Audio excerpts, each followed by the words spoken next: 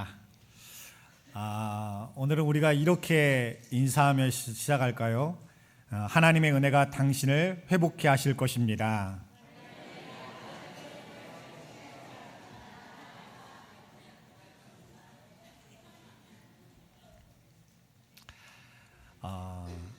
사실은 우리가 이제 하나님의 말씀을 듣고 있지만 우리가 하나님의 말씀을 우리가 어떤 나의 수준과 상황에서만 하나님의 말씀을 듣고자 하면 사실은 우리의 삶을 뛰어넘으시는 그런 하나님을 우리가 만나고 경험하기가 굉장히 어려울 것입니다.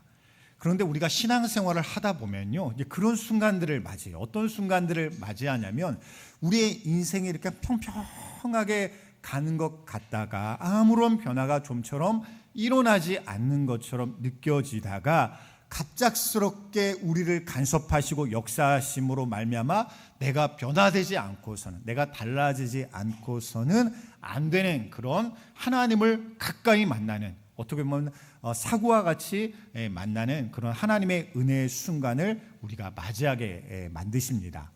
근데 그런 것들을 우리가 경험하면 그것들이 일순간에는 어떨 때는 힘들게 다가오고 어렵게 느껴지기도 하지만 그것을 통하여 역사하시는 하나님을 내가 깨닫고 나면 이 모든 것들을 하나님의 은혜로 채우시기 위하여, 나를 이끄시기 위하여 이 모든 것들을 만나게 하셨구나라는 것들을 우리가 깨달을 수 있을 것입니다. 특별히 우리가 이제 룻기의 말씀을 보고 있습니다. 우리가 처음부터 우리가 룻기의 말씀을 보았던 것처럼 이 나오미의 가정은 어려운 상황을 만났어요. 흉년을 만나서 자신들이 가난한 가정이 아님에도 불구하고 그 모든 것 가운데 감당할 수 없는 그런 어려움과 고난 중에 우리가 여기에서 이렇게 살아서는 우리가 안전할 수 없겠구나, 좀 더 안전하고 좀 더 좋은 기회를 찾아 우리가 하나님만 믿고 의지하는 그런 삶이 아니라 우리가 알아서 좀 살 길을 좀 찾아야 되겠다라고 하면서 그들이 베들레헴 유다 땅을 떠나서 어디로요? 모압 땅으로 그들이 이주하게 된 것을 우리가 보게 되었습니다. 그런데 모압은 그런 지역이라고 했죠. 특별히 예전부터 이스라엘을 대적하고 하나님의 백성들을 대적하는 그런 불신앙의 어떤 땅이라고 하였습니다. 그런 땅에 가서 우리가 어떻게 해서든지 그곳에서, 그래도 그곳이 살만한 곳이야, 그곳에서 우리가 살 길을 찾을 수 있어 라고 그 가정이 그 땅을 이주하였지만 그들의 기대와 소망과 다르게 그 모든 것들을, 가진 것조차도 지킬 수 없고 남편과 아들들이 다 어떻게 보면 죽임을 당하고 또한 그 이후에 살 소망을 잃어버렸던 그런 나오미의 상황을 우리가 계속해서 이 룻기를 통해서 보아왔습니다. 근데 그럴 때 그가 복음의 소식을 듣게 되었죠. 내가 이 땅에서 계속해서 머무르는 것이, 그것이 내가 살 길이 아니라 저 베들레헴, 내가 저곳에서 떠났던 그 베들레헴 은혜의 자리, 은혜의 땅으로 내가 돌아가야 거기에서 하나님의 돌보심을 그래도 내가 얻을 수 있겠구나라는 그런 깨달음과 소망을 가지고 이제는 나오미가 베들레헴에 돌아왔던 그런 이야기를 우리가 보게 되었습니다. 그런데 나오미의 그 심령의 상태는 그런 상태라고 했죠. 그가 어떻게 보면 복음의 소식을 듣고 하나님의 은혜가 다시 회복되었다, 하나님의 은혜가 그 백성들을 돌보신다라는 이야기를 들었음에도 불구하고 그의 마음에는 여전히 사라지지 않는, 해결되지 않는 고통과 고난이 있었습니다. 그 절망과 낙심이 있었어요. 그래서 베들레헴에 돌아와서도 사람들이 나오미를 반가워하며 그를 위로하고 격려할 때 그것을 곧이곧대로 받아들일 수 있는 그런 영적인 상황들이 되지 못했습니다. 그래서 그녀가 어떻게 해요? 자기는 본래 나오미라는 이름을 가지고 있었죠. 기쁨과 소망의 이름을 가지고 있었습니다. 그런데 그게 좀처럼 받아들여지질 않는 거예요. 곧이곧대로 들리지를 않는 것입니다. 그래서 사람들에게 이야기를 하죠. 나를 나오미라고 더 이상 부르지 말라. 너는 기쁨이야, 너는 소망이야, 너는 은혜야, 이런 식으로 나를 부르지 말고 나는 고난이야, 고통이야, 쓴물이야 라고 나의 인생을 그렇게 불러달라라고 그렇게 이야기를 하였습니다. 근데 나오미는 그 자리에서 좀처럼 벗어날 수가 없었어요. 그 벗어날 수 있는, 거기서 일어날 수 있는 힘과 능력이 나오미에게는 좀처럼 나타나지를 않았습니다. 근데 오늘 본문의 말씀을 보면요, 그런 나오미에게 임하신 하나님의 은혜가 무엇인지, 또한 그 10년 가운데 어떠한 새로운 균열을 일으키셔서 그 가운데 하나님의 빛이 새어 들어오게 하시는지 오늘 본문의 말씀을 통해서 함께 말씀을 나누기를 원합니다. 우리가 지난주에 보았던 본문의 마지막을 보면요, 그렇게 말씀이 마치게 되었어요. 특별히 보아스의 여러 배려와 호의를 받았던 그 며느리 룻이 보아스에게 이야기했던 내용이 있죠. 그런 내용이었어요. 나는 당신의 하녀와도 같지가 않습니다. 그보다도 나는 못한 사람입니다. 그 정도의 자격도 나는 갖지 못한 사람입니다 라고 이렇게 보아스에게 이야기하는 내용을 우리가 들었습니다.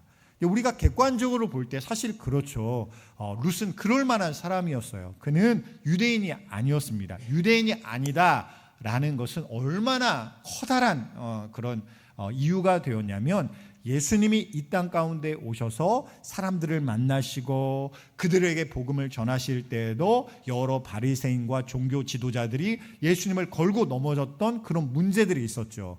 그것 중에 하나가 무엇이냐면, 저 예수라는 사람이, 그렇게 하나님의 말씀을 전한다는 저 예수라는 사람이 왜 저렇게 천하고 천한 세리와 죄인들과 함께 어울려서 그렇게 식사를 하고 있는가, 식탁 교제를 나누고 있는가라는 것을 가지고 예수님을 비난하고 정죄하였던 것을 우리가 신약 성경에서 곳곳에서 발견할 수가 있습니다.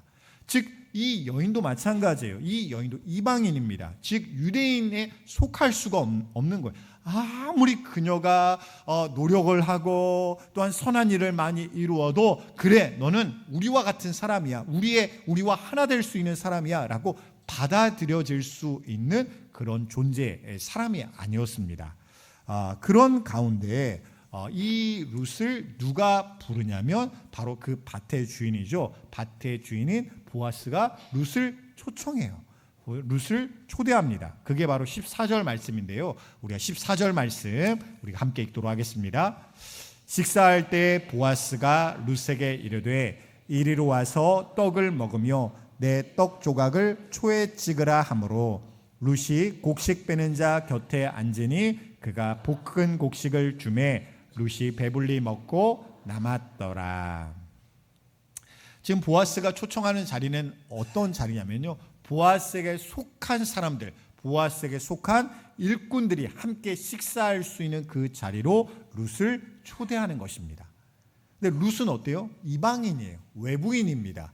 이 식사 자리에 낄 수 있는 그런 존재나 자격을 갖춘 사람이 아니에요. 그런데 보아스가 콕 집어서 룻에게 이 자리에 함께하자, 너도 함께 식사하자라고 초대를 하는 것입니다.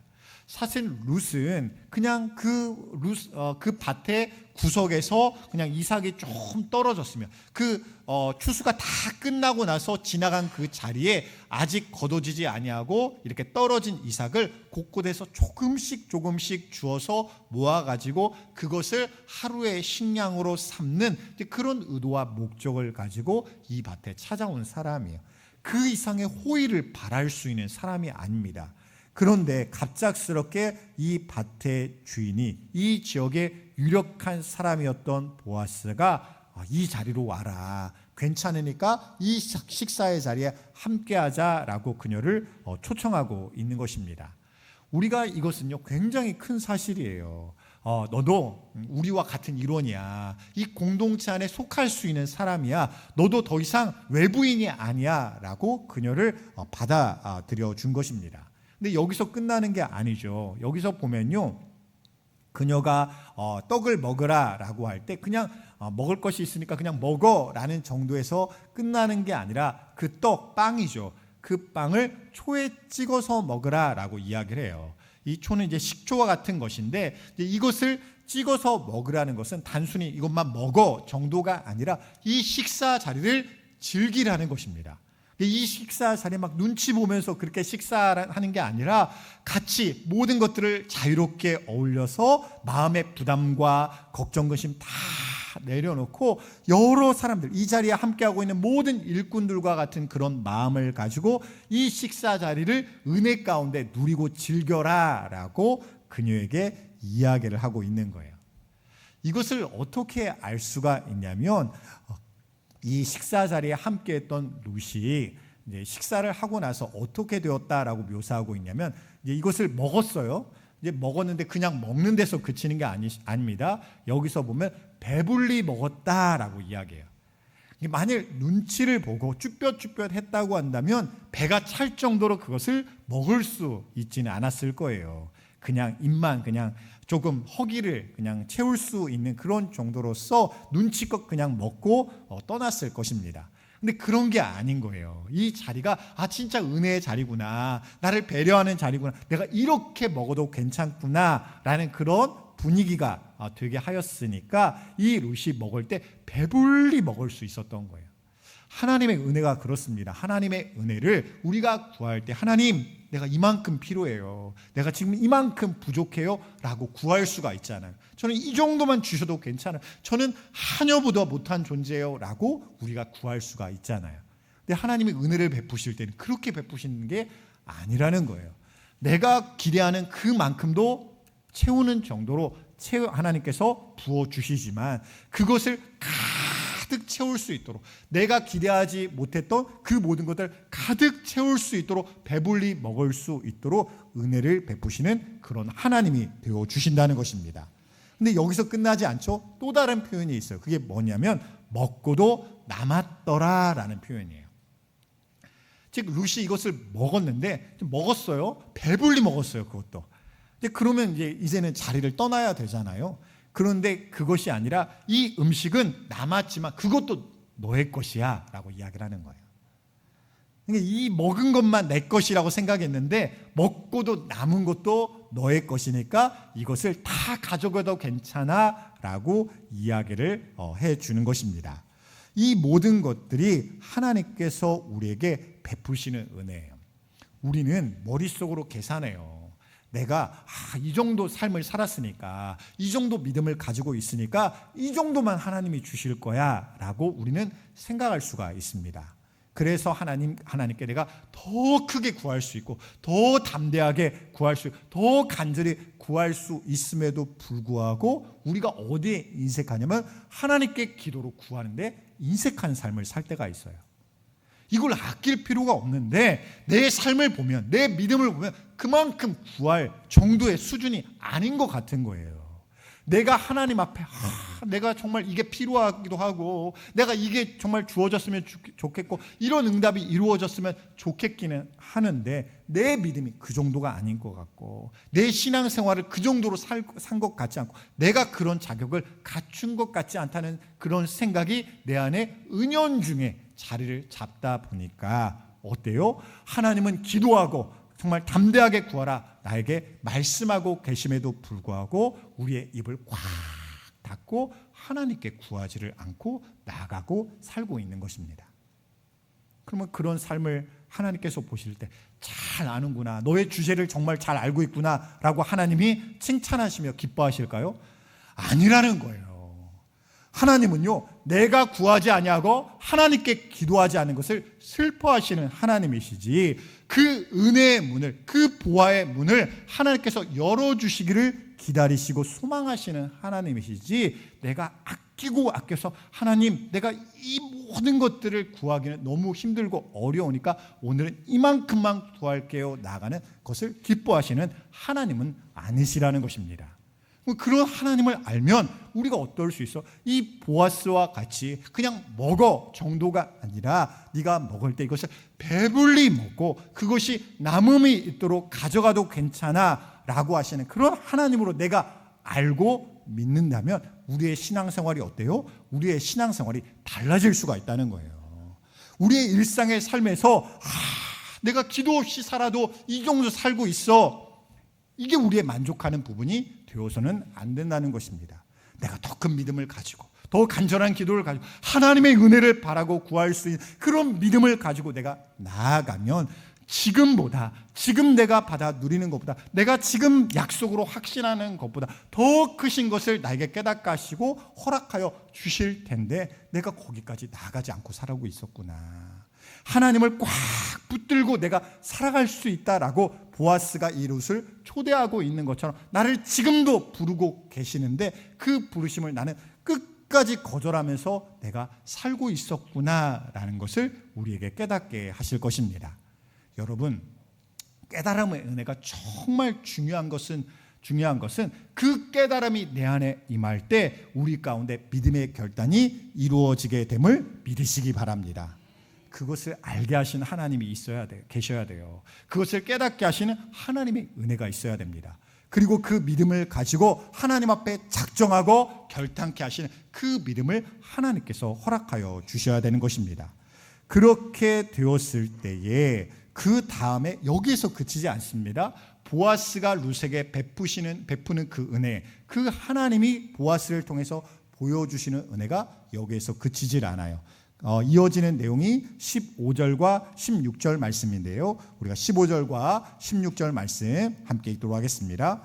룻이 이삭을 주우러 일어날 때에 보아스가 자기 소년들에게 명령하여 이르되 그에게 곡식단 사이에서 줍게 하고 책망하지 말며 또 그를 위하여 곡식다발에서 조금씩 뽑아버려서 그에게 줍게 하고 꾸짖지 말라 하니라. 이제 식사를 다 마치고 이삭이 또 이제 이삭을 주우러 나갑니다.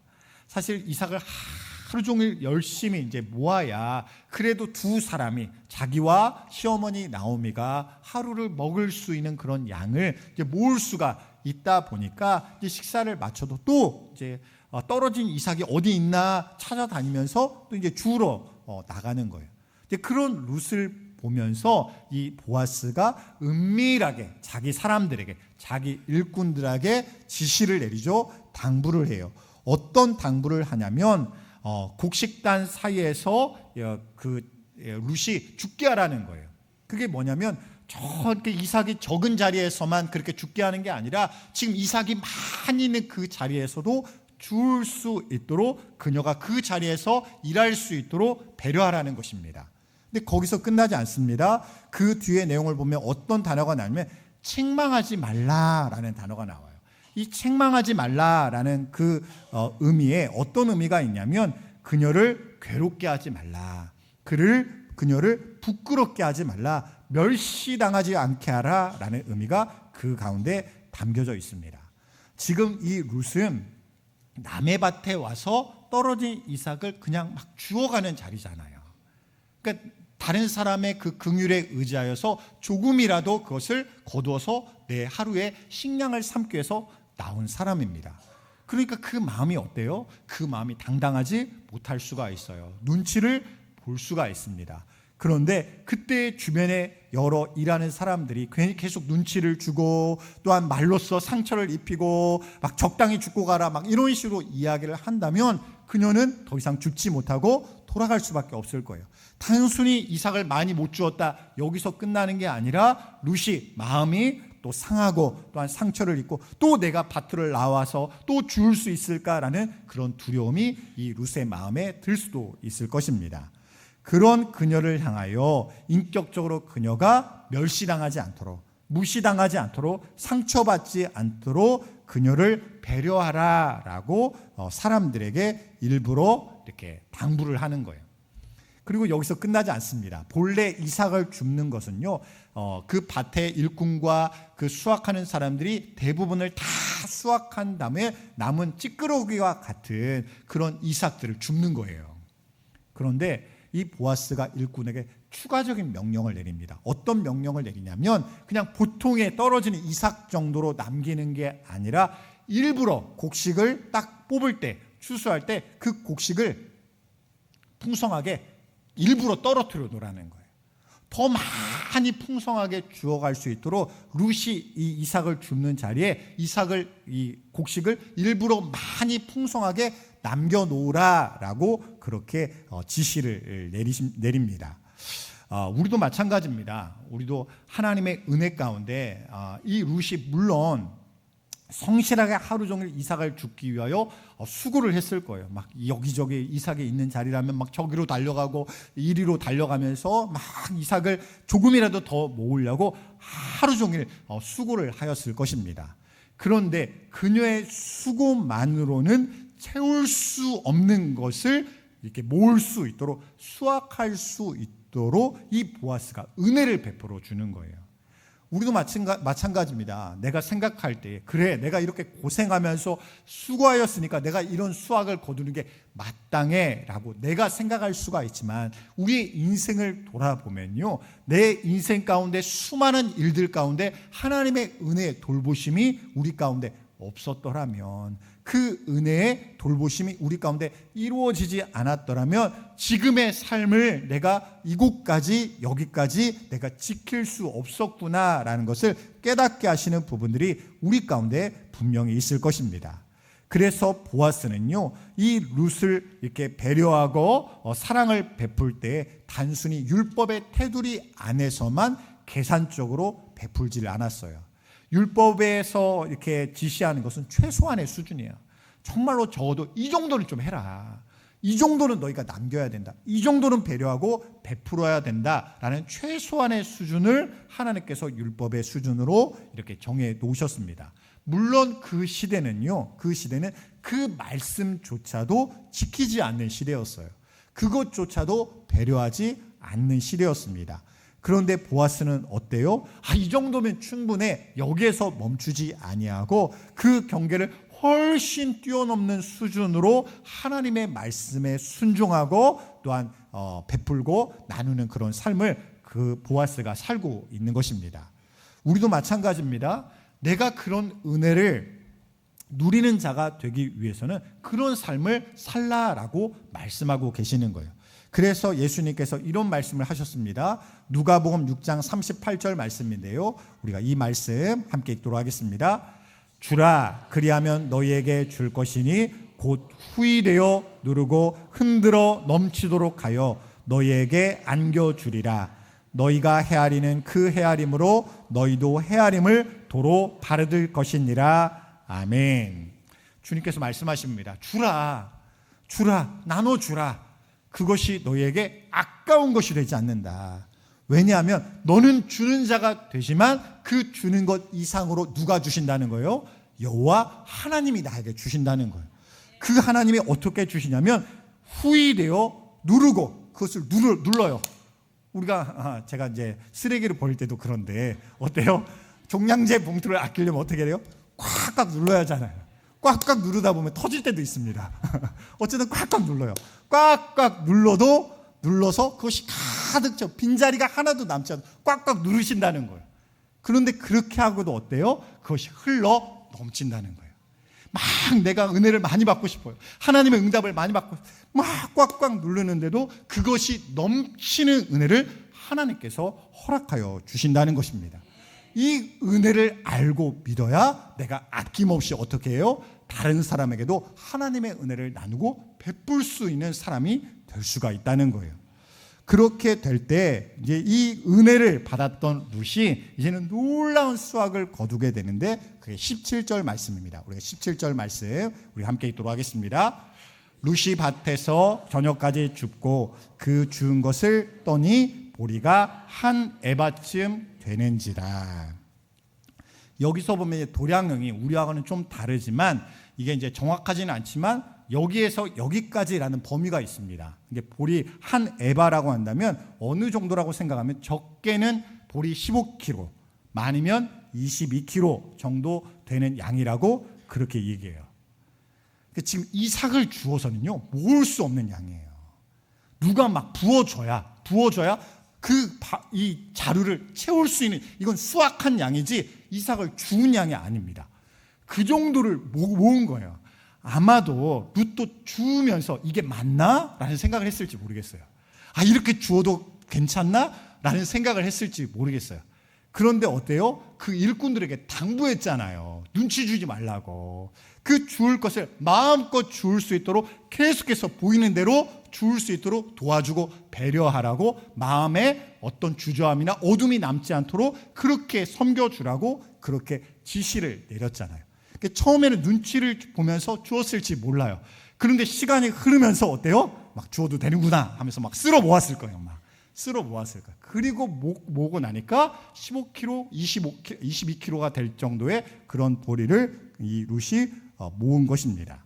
이런 엄청난 수확을 거두고 나서 이제는 시어머니 나오미가 있는 곳으로 돌아오게 되었어요. 기다리는 나오미의 마음은요, 좋은 마음은 아니었을 거예요. 그녀의 마음에 변화가 되었다라는 조짐은 좀처럼 보이지가 않습니다. 여전히 절망이 있습니다. 낙심이 있습니다. 두려움이 있고 또한 마음에 어둠이 있어요. 그런 영적인 상태에 있는 나오미가 게다가 지금 홀로 며느리 룻만 보내놓고 지금 이방 여인인 룻만 보아놓고 지금 어떻게 하고 돌아올까, 빈손으로 돌아오지는 않을까라는 여러 생각을 가지고 기다리고 있었을 것입니다. 그런데 그런 룻이 돌아올 때 한 자루를 가지고 돌아온 거예요. 그것뿐만이 아닙니다. 말씀을 보면요, 그 보리 한 에바도 가져왔는데 아까 점심때 먹고 어떤 음식이 있어요? 남은 음식이 있어요. 그것까지 바리바리 싸운 거예요. 나는 음식도 바리바리 싸우고 보리도 막 이렇게 가져와서 나오미에게 턱 하고 내놓는 것입니다. 어머니, 제가 이만큼 모았어요. 이만큼 거두고 왔어요. 우리 지금 뭐 일주일 넘게 일을 안 나가도 될 만큼 충분한 양을 거두었어요 라고 그렇게 보였을 거예요. 이것이 나오미에게 분명한 메시지가 되었을 것입니다. 이전까지는 계속해서 그런 이야기를 했어요. 나 나오미 아니야. 나는 기쁜 게 없어. 즐거운 게 없어. 소망이 없어. 나에게 그런 말 하지 마. 나는 듣고 싶지 않아. 있던 그런 나오미예요. 그 언어가 좀처럼 바뀌질 않았어요. 그런데 이 룻을 통하여 보여주신 그런 은혜의 결과를 보고 나니까 그 어머니 나오미의 입술의 말이 달라지기 시작합니다. 그게 19절의 말씀이에요. 우리가 19절의 말씀 함께 읽도록 하겠습니다.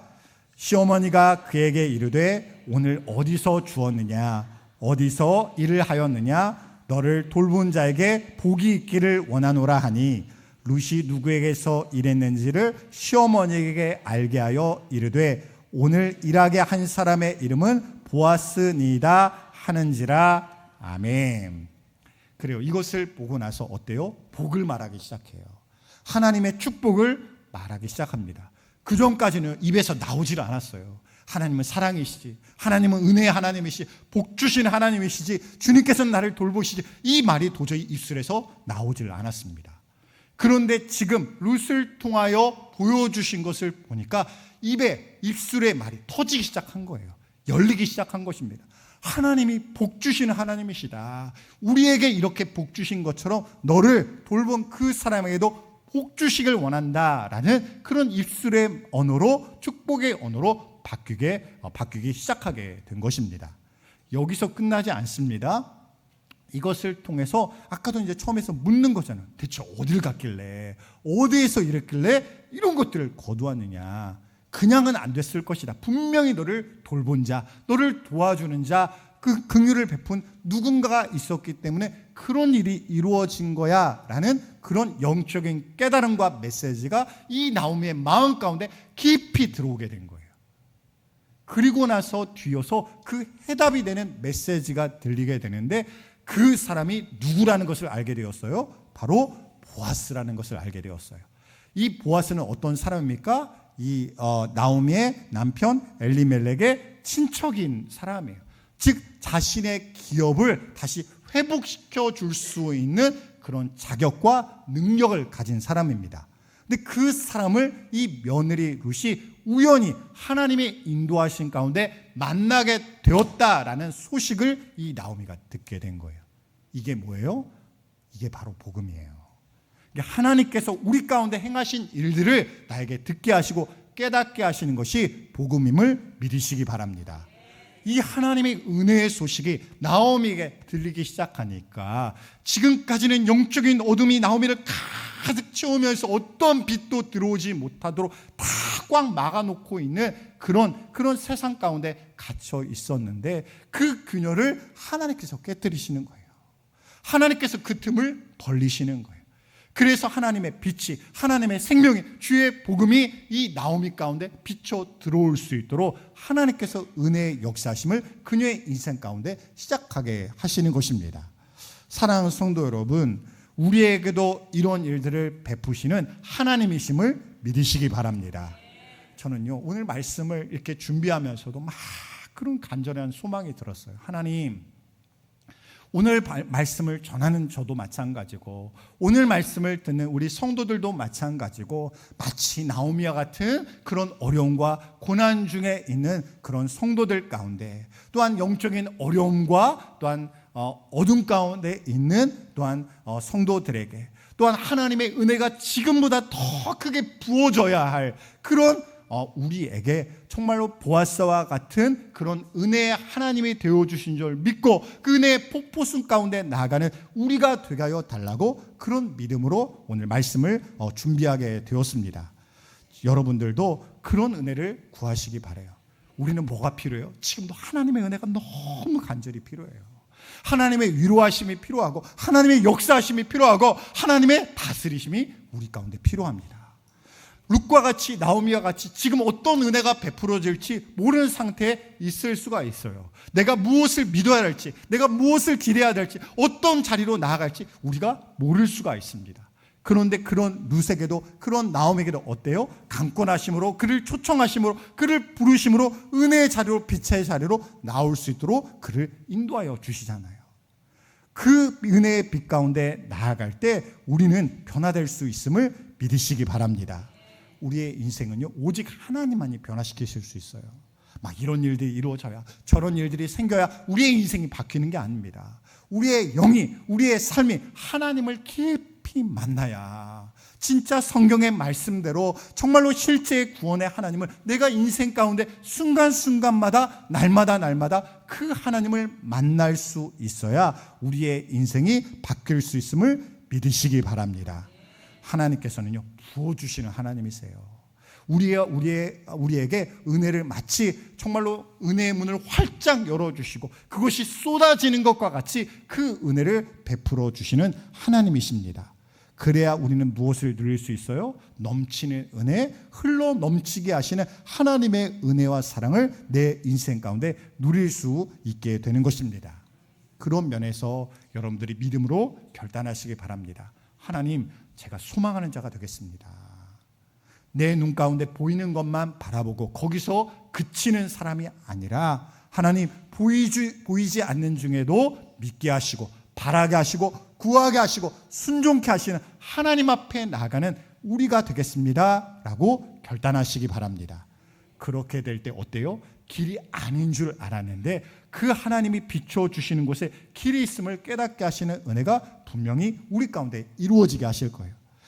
여기는 내가 나갈 수 없어, 여기는 막혀있는 길이야 라고 내가 생각했는데 우리의 인생은 옴짝달싹할 수 없어 라고 절망하고 주저앉아 있었는데 하나님께서 그 빛을 비춰주시니 막혔던 그 길이 열려있는 길임을 나로 깨닫게 하여 주시고 닫혀있는 문이 열릴 수 있는 문임을 깨닫게 하시는 은혜가 임하게 될 줄 믿으시기 바랍니다.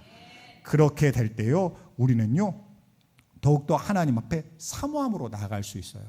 우리가 기대하는 자에게 부어주시는 은혜와 믿음이 있습니다. 그 믿음이 뭐냐면 간절함이 있게 하시는 믿음이에요. 우리도 그렇잖아요. 이건 나와 상관없어 라고 생각하면 아무리 좋은 것이 있어도 그것이 나에게 기쁨이 되지 않습니다.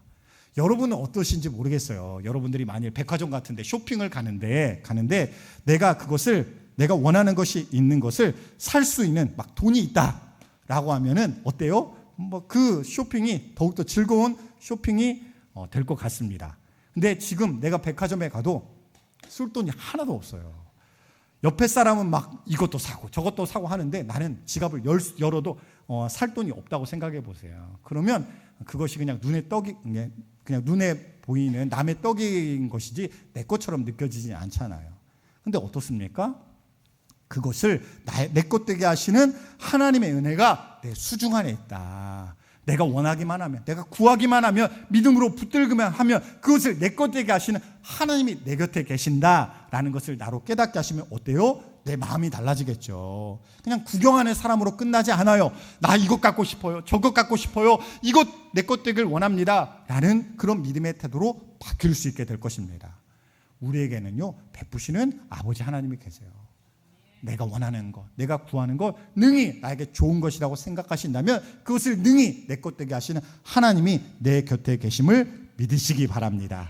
오늘도 우리가 율법적인 한계에 머무르면서 여기에서만 내가 머무는 거야, 이 밖은 나는 나갈 수 없어 라는 생각에 나로 머물지 않게 하여 주시고 그 은혜의 지경으로 넘어가게 하시고 그 경계를 뛰어넘게 하여 주셔서 내 삶의 수준도, 내 믿음의 수준도 하나님의 은혜 가운데 더 많은 것을 누리게 하여 주셔서 우리의 삶에 하늘의 문이 활짝 열려서 하나님을 더 크게 기대하고 소망케 하시는 하나님 앞에 담대히 나갈 수 있는 우리 모두가 될 수 있기를 주님의 이름으로 간절히 축원드립니다.